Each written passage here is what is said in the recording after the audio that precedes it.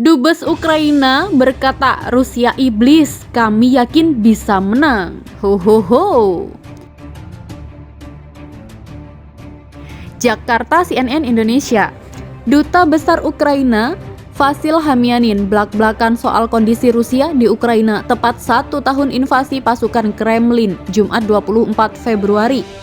Ну, куда уж дальше-то, собственно, для нас одна из красных линий, собственно, почему в том числе была начата специальная военная операция, это чтобы Украина не была членом НАТО, потому что, и мы об этом говорили очень много и часто нашим тогда партнерам в Европе, и когда Зеленский заявил о том, что Украина стремится в НАТО, вот это была одна из красных линий, которые...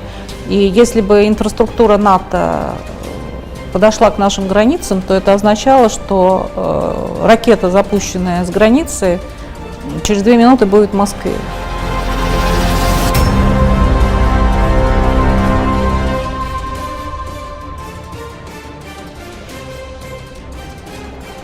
Hamyanin berbagi situasi terbaru dalam pandangannya tentang 1 tahun invasi Rusia di Ukraina kepada cnnindonesia.com. Berikut petikan wawancara eksklusif dengan Hamyanin di kantor Kedutaan Besar Ukraina untuk Republik Indonesia. Ini pernyataan yang sulit dijawab, namun saya akan mengatakan seperti biasa, bahwa perang adalah kejahatan, sesuatu yang sangat jahat. Kita harus memahami bahwa ada banyak dimensi soal ini. Pertama adalah dimensi militer, seperti yang Anda ketahui bahkan dari laporan berita bahwa tentara Rusia sedang dikalahkan. Mereka tidak punya banyak harapan untuk bertahan lebih lama.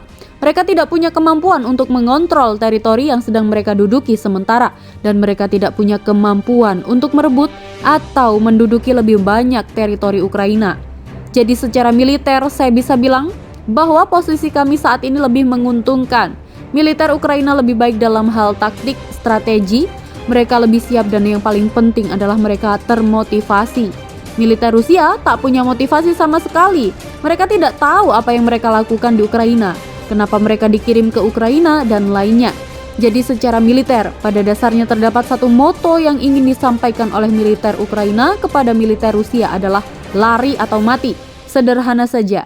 Dimensi lain yakni dimensi kemanusiaan. Dimensi kemanusiaan ini sangat rumit dan berat karena masih banyak wilayah kami yang diduduki tentara Rusia, dan wilayah-wilayah ini banyak warga kami yang menderita karena mereka disiksa, diperkosa, dibunuh, dan dianiaya. Ini sangat menyakitkan bagi warga Ukraina karena saudara laki-laki dan perempuannya menderita. Ada pula orang yang tidak punya tempat tinggal ketika mereka diperingati soal pendudukan. Orang Ukraina lainnya yang dibawa kendali pemerintah masih menghadapi masalah kemanusiaan seperti logistik, pengiriman, pasokan listrik, dan air. Ketika saya berkunjung secara singkat ke Ukraina saat liburan Natal dan Tahun Baru, banyak wilayah yang cuma bisa pakai listrik 3 jam sehari.